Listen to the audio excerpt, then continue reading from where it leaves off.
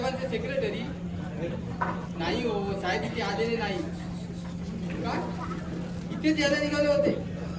बरं बरं आले की मी तुम्हाला फोन करायला सांगतो. हा ठेवतो आता. आलेच वाटतं सॉलिसिटर साहेब.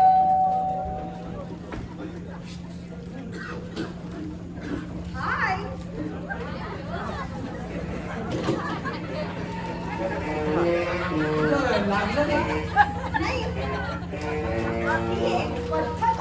काय म्हणालीच म्हणून वाटलं.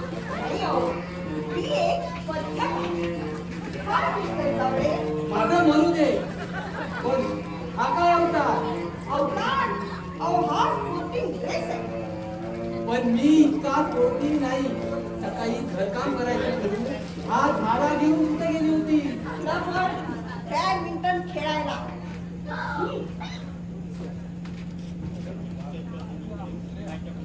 हो त्यामुळे बाईची प्रकृती ना एकदम स्लीम होती. स्लीम. पण तू अशी घराबाहेर राहून घरकाम करायची बाई माझ्यावर आली तर मी अक्षरशः स्लीम होईल.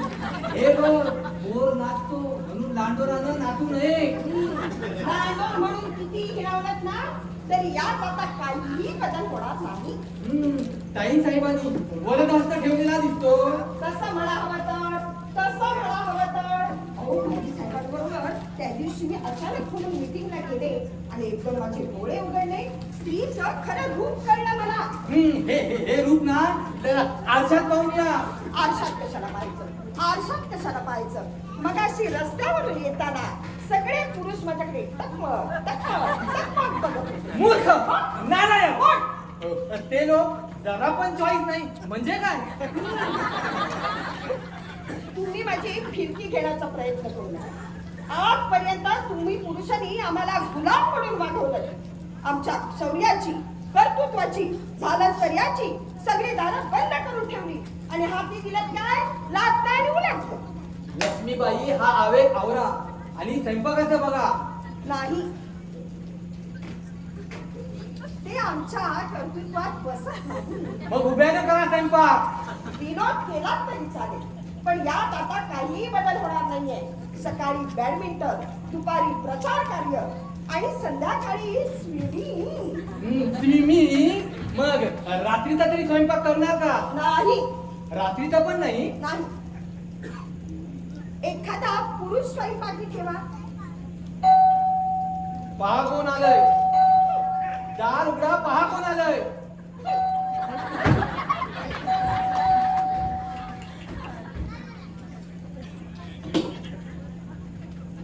या जिल्हा साहेब. सॉलिसिटर साहेब तुम्ही आला. एकदमच आलो आणि येताना जेलर साहेबांना पण घेऊन आलो. बरी आठवण झाली. तुमच्या ऑफिस मधून फोन आला होता. तुम्ही इथं आलात का म्हणून तुम्हाला फोन करायला सांगितलं.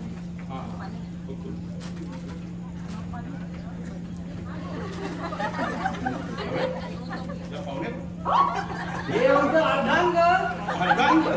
म्हणून आता तरी दाखलेला आहे.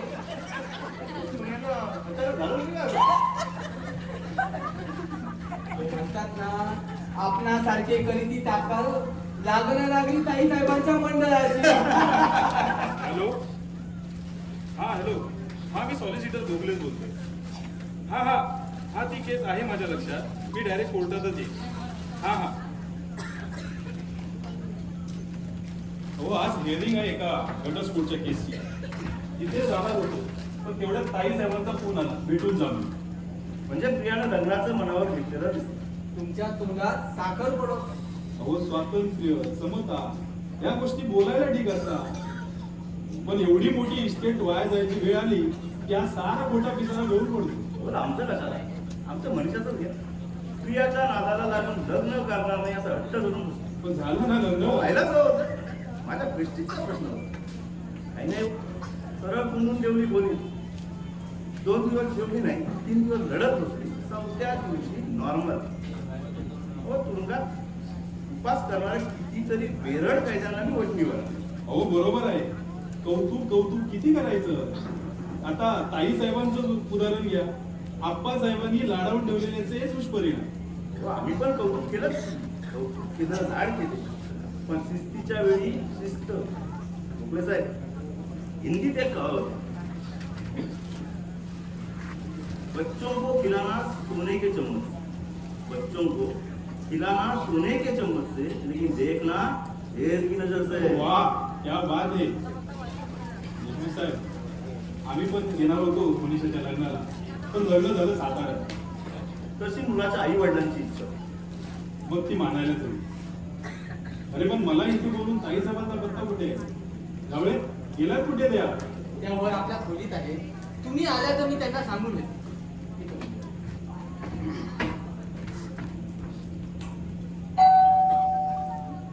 मी बा-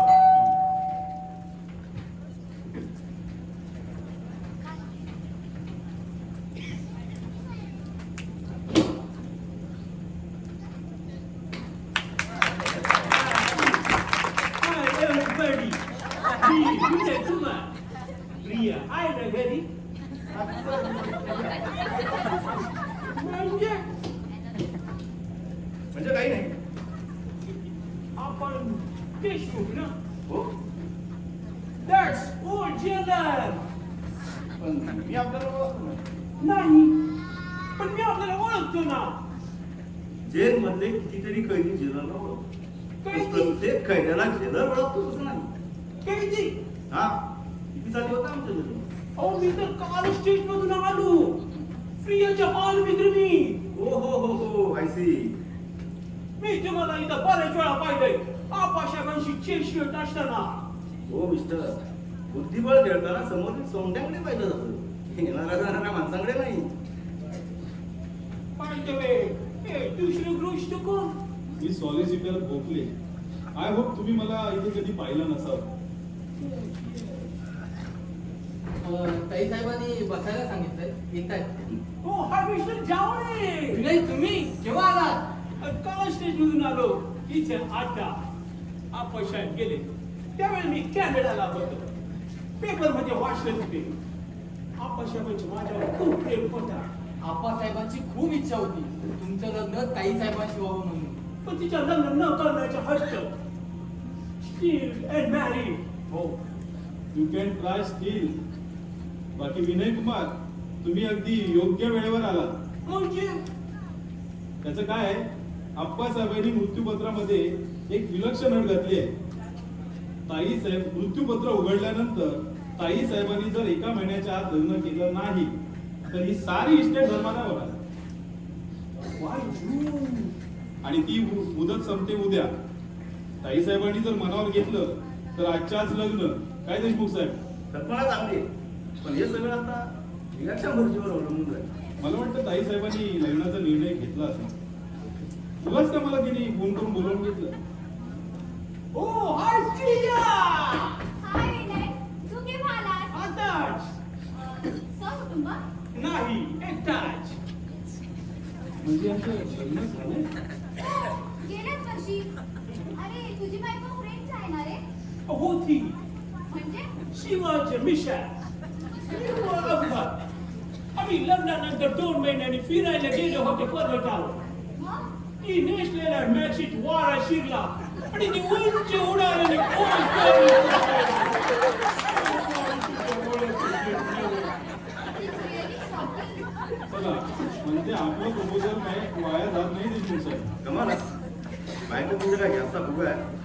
भरली हवा गेला. कसलं proposal? तुझ्या लग्नाचं बघा, एखाद्या अनोळखी पुरुषाशी लग्न करण्यापेक्षा हा ओळखीचा आला काय वाईट. म्हणजे? इष्ट धर्म काय होणार नाही. पण संसार होईल. अगं चुकीची शब्द आहे तुझी.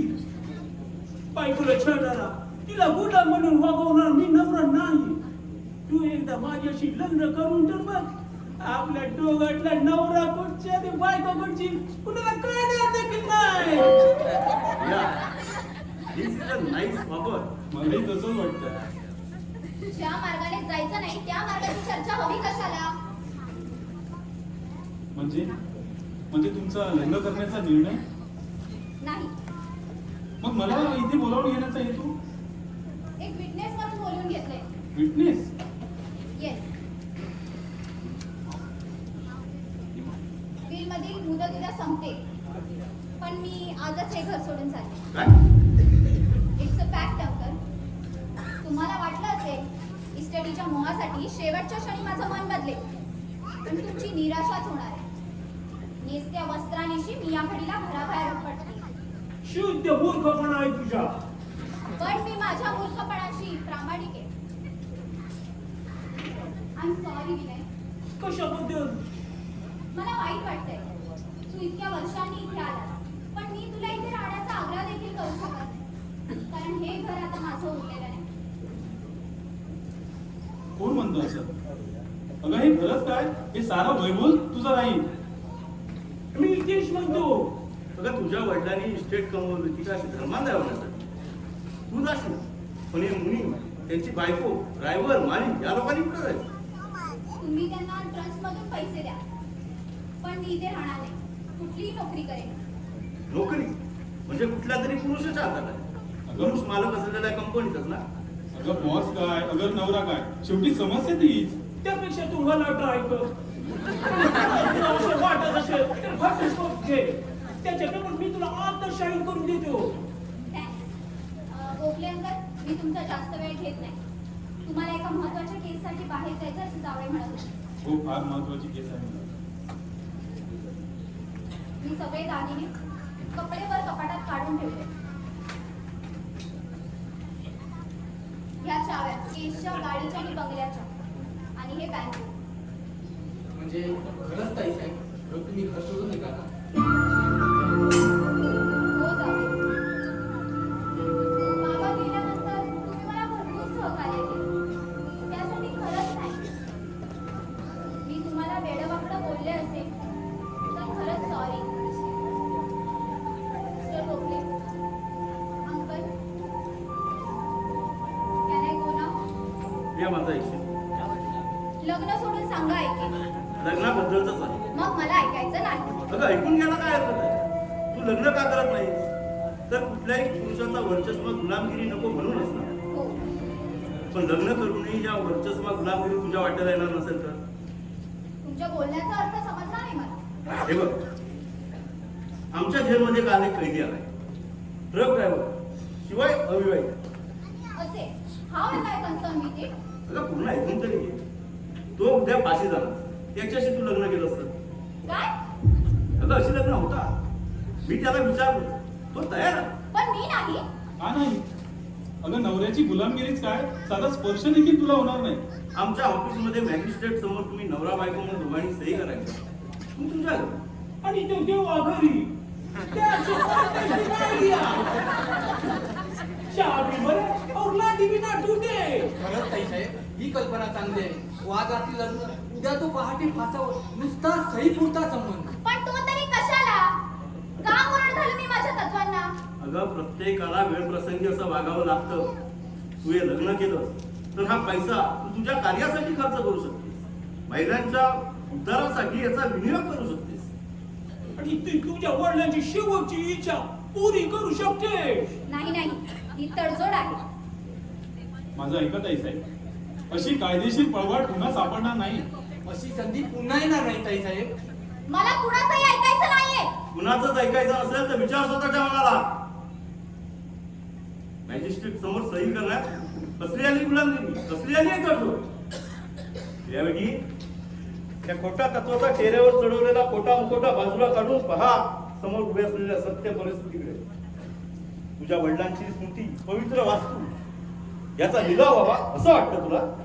की तुझ्या आईचे ते दागिने, ती सौभाग्य नाही, कुठल्या तरी मारवाड्याच्या केळीवर विकायला ठेवली जावी अशी इच्छा आहे तुझी? प्रिया, या खोट्या तत्वाचा चेहऱ्यावर चढवलेला खोटा मुखवटा बाजूला काढून पहा एकदा समोरील सत्य परिस्थितीकडे. हे तू लग्न केलंस तर तू हा पैसा तुझ्या कार्यासाठी खर्च करू शकतेस. तुझ्या वडिलांची शेवटची इच्छा तू पुरी करू शकतेस. माझं ऐकत आहे साहेब, अशी कायदेशीर पळवाट पुन्हा सापडणार नाही. तुझ्या आईचे दागिने, ती सौभाग्य म्हणून कुठल्या तरी मारवाड्याच्या पेढीवर विकायला ठेवावी अशी इच्छा आहे तुझी. अशी संधी पुन्हा येणार नाही तैसे. अशी संधी पुन्हा येणार नाही तैसे. अशी संधी पुन्हा येणार नाही तैसे.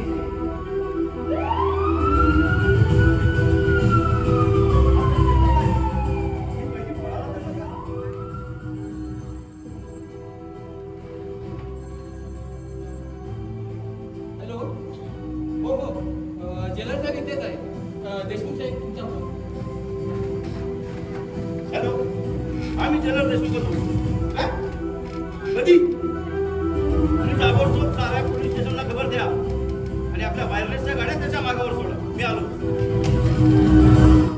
हो उद्या त्याला फाशी द्यायची आहे. तो कधी आज जेल सोडून मला निघायला